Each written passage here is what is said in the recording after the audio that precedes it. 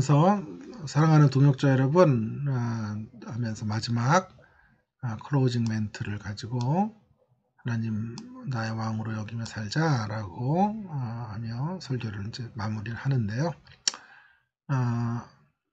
매우 잘된 이런 설교의 양식이에요. 꼭 이런 무슨 세 가지 what, why, how의 방식으로만 하라는 뜻은 아니고요. 어쨌든 어떻게 설교하는지, 어떤 식의 설교를 어느 정도의 분량으로 어떤 이런 눈높이로 하는지 하는 것들을 여러분이 감을 잡을 수 없을 것 같아서 제가 제시를 하고요. 두 번째는 이제 요한계시록에 대한 설교의 예제인데요. 지난 학기에 했던 그런 이야기들. 자, 이 양반은 이제 NPS 스타일로 하겠다 이렇게 이제 제시를 했어요. 그래서 NPS 스타일이란 뭐냐 하면 이제 네거티브라는 뜻이에요. 나중에 이제 여러분들에게도 제가 할 거예요. 그 다음에 포지티브, 부정, 긍정, 그 다음에 솔루션 방법. 아까 위에 하고가 했던 방법은 무슨 방법이었죠? what, 그 다음에 why, how의 방법이었죠. 이제 여기서는 NPS 방식의 스타일로 하겠다.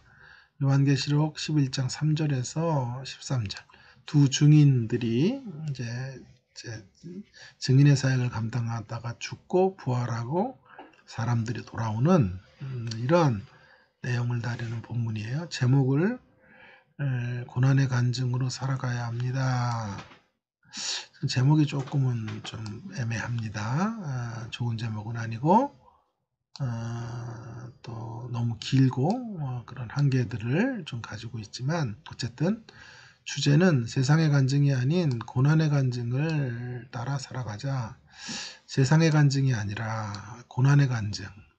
이게 무슨 말인지 설교문 안에 이제 조금 자세하게 이제 소개가 되어 있습니다.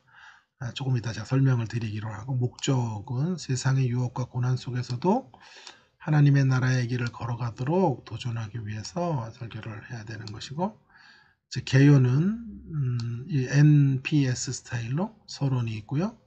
두 개의 간증의 명백한 대조.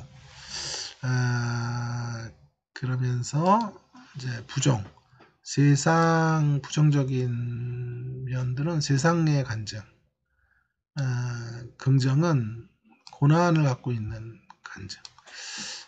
우리가 이제 가야 될 길, 세상에 나가야 되는 간증, 우리가 발산하고 드러내고 표현해야 되는 간증, 해결책으로 그런 지적인 영역에서, 감정적인 영역에서, 의지적인 영역에서 어떻게 이제 가야 하는지 하는 것들을 이제 논의하면서 설교를 마치고 있죠. 이렇게 일목요연하게 설교가 어떻게 진행이 되는지를 앞부분에서 보여주시고, 그것에 근거해서 이제 설교문을 적는 것입니다. 먼저 그 서론만 좀 읽어보면, 지난 1월에 참여한 수련회 이야기를 하면서 두 사람의 간증 집회가 있었는데, 같은 하나님이지만 두 인생의 상반된 인생의 스토리가 담겨져 있었는데, 첫 번째 간증을 하는 분은 우리가 세상에서 남부러울 것이 없는 성공한 간증을 들려 주었고, 이탈리아 유학길에다 자동차 본사에 엄청난 연봉으로 스카우트 받고 지사장으로 들어왔다. 그런데 두 번째 간증을 하는 분은 어려서부터 매우 어렵게 자랐고 비관적이었지만 주님을 만나게 된 이야기들을 하는 거죠. 우리가 원하는 간증은 아마 첫 번째 간증일지 몰라요. 그러나 우리가 필연적으로 실제적으로 만나는 삶은 첫 번째 간증보다는 사실은 두 번째 간증의 이야기일 때가 더 많아요. 여러분이 두 간증 가운데 어떤 간증의 삶을 살고 싶습니까? 간증은 다른 말로 하면 그리스도인이 하나님이 내 인생에 행하신 일들을 삶의 스토리로 풀어 증언하는 것인데요. 아마도 대부분의 성도는 첫 번째 간증의 삶을 살고 싶을 것입니다. 사실 이것이 우리의 실존의 솔직한 우리의 어떤 고백이라고 할 수 있어요. 자, 그렇다면 우리가 첫 번째 간증의 삶을 살고 싶을 때 전환문 같은 게 굉장히 중요하겠죠. 전환문을 통해서 이제 첫 번째 이야기를 첫 번째 대지로 가는 길들을 좀 모색을 하는 건데요. 그렇다면 우리가 첫 번째 간증의 삶을 살고 싶은 이유가 무엇인가? 이것을 알기 위해 우리가 현재 추구하고 있는 간증이 무엇인지에 대해서 먼저 알아야 될 필요가 있겠다. 그러면서 부정적인 이제 측면들, 세상의 간증, 세상 사람들이 원하는 그런 간증을 우리도 갖기를 원하는 거죠. 그것은 한마디로 세상 가운데 성공을 간증하는 거죠. 세상의 간증이라는 말은 이 학문에 의하면 자신의 성공과 부를 우선순위로 두고 증거하는 삶을 살기를 원하는 거죠. 그런 요한계시록으로 말하면 이런 것이죠. 세상의 간증, 세상적인 간증에 서 있고 싶은 사람들은 이 두 증인이요, 이제 권능을 가지고 살아가고 처음에 불이 입에서 나오고 많은 능력 있는 사역들을 이제 감당을 합니다.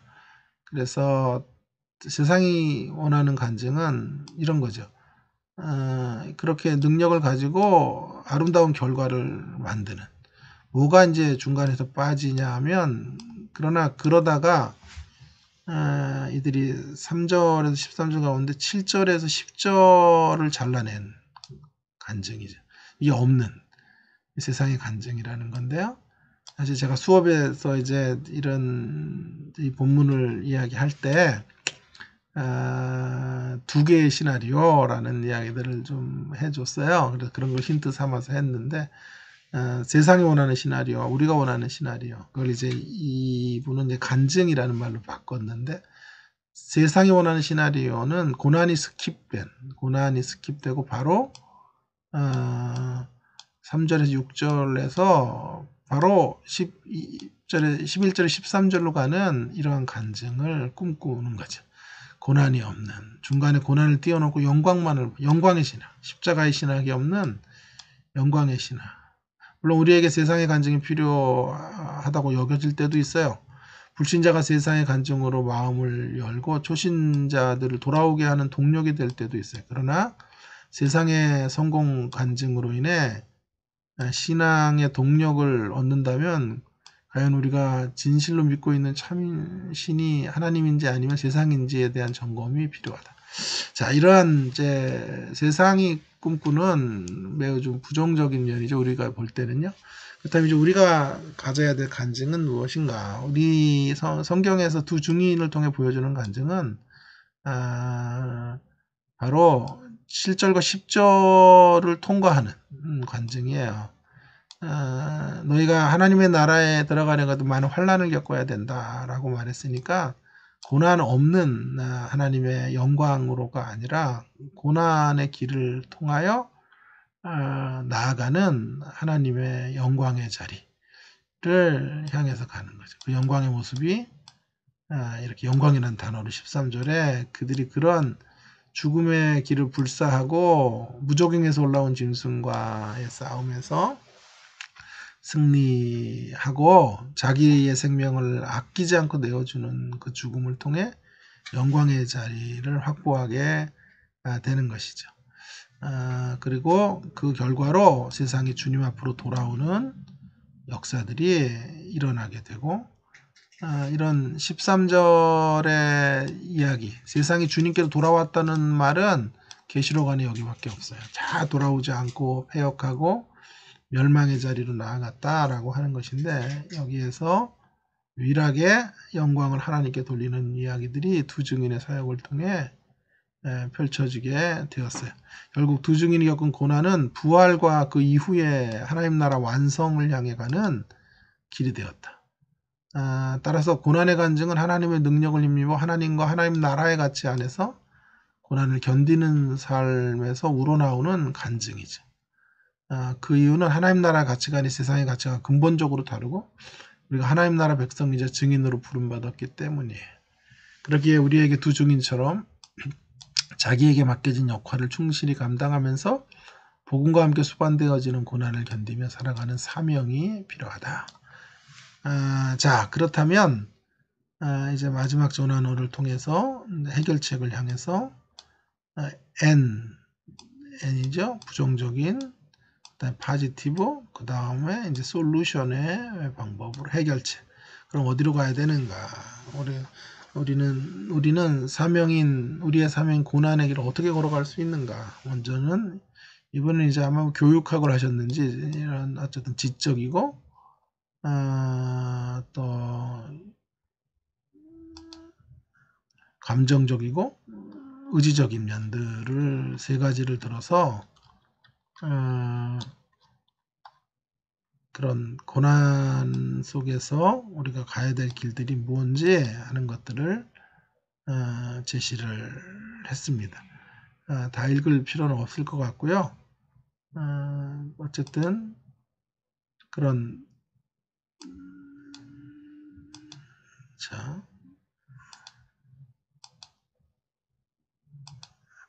자, 그래서 지적인 영역에서 큰 대지만 말해본다면 첫 번째로 고난은 짧고 하나님의 영광은 영원한 승리임을 확신할 때 고난의 길을 갈 수 있다 하는 것을 지적으로 알아야 하는 거죠. 그런 것들을 본문을 중심으로 이야기를 했고, 그렇다면 고난 뒤에 무슨 이틀 영광은 무엇입니까? 바로 회개하고 주께 돌아오는 자들이 주께 영광을 돌리는데 얼마나 아름다운 영광입니까? 이러한 영광을 목도하기 위해서 우리가 필요한 선행 조건이 무엇입니까? 감정적으로 우리가 영혼을 지극히 사랑할 때 고난의 길을 갈 수 있다.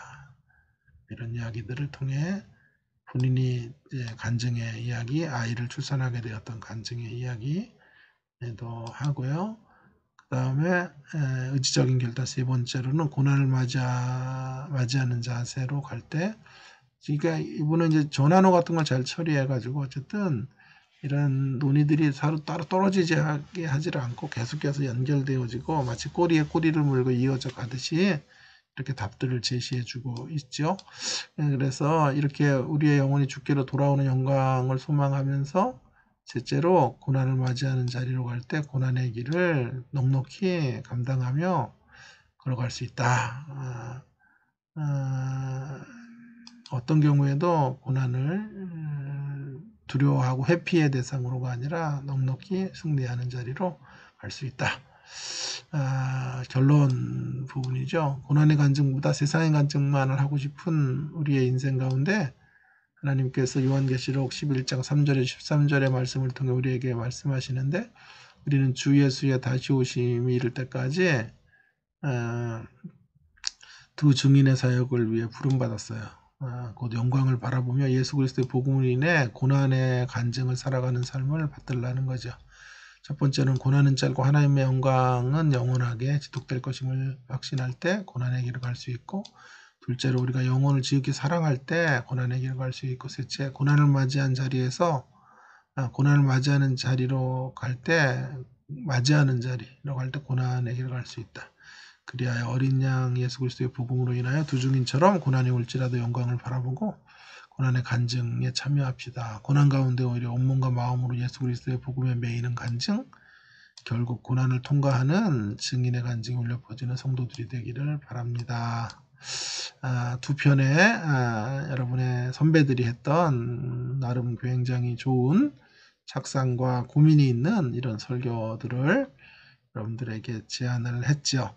여러분들이 이러한 방식들을 따라 또 제가 이제 알려주었고, 또 여러분이 클래스에서 많이 설교학 수업을 통해 들었던 이런 여러 방법들을 동원해서 어떤 특정한 방법이 있는 것은 아니고요. 제가 여러 가지 방법들 중에 몇 가지 예들을 이제 제가 선호하고 또 활용할 수 있는 것들을 제시하고 있는 것이죠. 그래서 이렇게 페이퍼를 해가도록 그렇게 하겠습니다. 자, 이제 오늘 제가 여러분들과 조금 나누려고 하는 이제 논의는 바로 정반합으로 움직이는 설교의 어떤 패턴인데요. 이제 저의 설교문을 가지고 제가 한번 해가도록 하겠습니다. 앞에 두 설교문과 좀 어떻게 차이가 있는지 역시 담당 교수에서 다르다 이런 말이 좀 강의를 듣는 중에 터져 나오면 좋겠는데요. 자, 어쨌든 먼저 정반합이란 무언가 하는 건데요. 인터넷 워키 백과사전으로 제가 그냥 정리를 해보면 이런 어떤 이론보다도 그것이 어떻게 활용되는지를 한번 살펴볼 수가 있는데요. 이런 정반합이라고 하는 것은 영어로 하면 thesis, antithesis, synthesis 라고 하는 말이에요. 철학의 용어고요. 논리적인 전개 방식의 일종인데 해겔의 변증법을 도식화한 것으로 해겔 본인이 사용한 적은 없으나 이후 그의 논리학을 해설하며 붙어진 용어인데 기본적 구조는 정이죠. 태제. 그가 반대되는 안티테제과의 갈등을 통해 정과 반이 모두 배제되고 혹은 그것들을 승화시키는 합으로 가는 그 다음에 신테제 그것이 다시 뭉쳐지고 통합되는 지점으로 가는 거죠. 이를 풀어 설명하면 정은 어떤 것의 모순적인 면을 지닌 상태인 것을 말하죠. 이 정을 부정하고 모순을 털어버릴 상태를 반이라고 하죠. 그러니까 정은 어떤 이제 그런 주장인데 그 주장이 그런 가설이겠죠. 그것이 전혀 반대적인 견해가 없는 그런 절대적 주장이 아니라는 거죠. 그래서 그 전제가 또 다른 편으로 이제 움직여갈 수 있는 이런 상태이고 반은 그 정을 부정하고 모순을 털어버리려는 것이고 하지만 반은 모순을 극복하였다고 하나 이 세상 모든 물체들은 모순적 면모를 또 지닐 수밖에 없어. 그 반도 역시 모순일 수 있어요. 이제 그것을 버리는 것은 결국이 버릴 것은 버리고 취할 것은 취한 상태인 합으로 갈 수밖에 없어요. 거기에서부터 그러나 합 또한 모순적인 한계를 가질 수밖에 없기 때문에 합은 다시 정으로 가는 그래서 이렇게 정과 반과 합이 정에서 시작해서 반으로 해서 다시 합으로 가는 이런 형태로 계속 흘러가는 형태의 설교를 좀 하는 것이죠. 제 설교문으로 제가 이제 두란노 그 말씀에다 기고를 했던 얼마 전에 그런 설교인데요. 주제가 이제 헌금에 대한 주제였어요. 그래서 제가 이런 주제를 가지고 욕망을 넘어서 온전한 드림의 삶으로 라고 하는 것인데 삼손이 욕망의 종로로 타면서 이제 걸어가고 있는 그런 위대한 사사이기는 하지만 그러나 늘 욕망의 종로로 타면서 위대한 사사의 부르심을 망각했던 사사의 자의식을 잃어버렸던 삼손의 이야기들의 한 구절이죠. 유명한 그 에나골의 이야기가 나오는 본문인데요. 자, 빨리 읽어보면 들어가는 말. 헌금은 단지 우리의 수입의 일부를 하나님께 드리는 것 정도를 의미하지 않습니다. 헌금은 우리의 삶의 전부를 드리는 증표가 되어야 합니다. 헌금을 통해 물질이 주인이 된 세상에서 우리들의 소유와 생애의 진정한 주인이 하나님이심을 증명하는 것입니다. 헌금의 길을 통해 우리의 마음과 뜻과 정성과 생애의 전부를 드리겠다는 다짐과 실천이 동반되어야 하는 이유는 바로 여기에 있습니다. 그런 차원에서 헌금 생활의 목표는 다름 아닌 온전한 드림의 삶, 우리의 삶 전체를 드리는 것이죠. 그 온전한 드림의 삶의 목표가 이루어지려면 무엇보다도 욕망을 넘어서야 된다. 세속적 욕망에 붙들려 사는 한 하나님을 향한 드림의 삶은 형태적으로는 가능하지만 실질적으로는 불가능하다. 이러한 이유로 본 설교에서는 드림의 삶을 위한 욕망의 문제에 대하여 생각해 보려고 하는데 삼손의 모습을 통하여 정, 반, 합의 과정을 통한 욕망에 대한 바른 이해를 추구해 보려고 합니다. 먼저 thesis에 해당하는 정의 과정인데 욕망에 이끌리지 말아야 한다. 그것은 뭐 너무 쉽죠. 욕망에 이끌리지 말자. 삼손을 욕망을 제어하지 못한 사람의 대표로 이야기할 수 있습니다. 고삐 뿔린 망아지 같은 모습, 힘과 기력이 넘치지만 제어하지 못하고 천방지축으로 살았던 삶. 그는 욕망의 노예로 살아온 사람의 대명사이고 하나님 위대한 구원 역사에 펼쳐지는 것은 그를 통해 펼쳐지긴 했지만 그것 때문에 삼손이 어떤 칭송을 듣거나 그의 욕망의 삶에 면죄부될 수는 없다. 정욕의 도구로 살아왔다라고 말할 수밖에 없어요. 그래서 하나님께서 그를 통해 일한 거지 삼손의 생애가 결코 미화될 수 없어요. 사사기 15장에 삼손이 에너지가 넘치지만 결국 그것을 절제하지 못하는 모습을 역력히 보게 되는데 삼손은 자신의 아내를 빼앗긴 것으로 인하여 블레셋 사람들의 밭을 쑥대밭으로 만들고 나귀떡 비한 나로 블레셋 대적 1000명을 무찌르고 있습니다.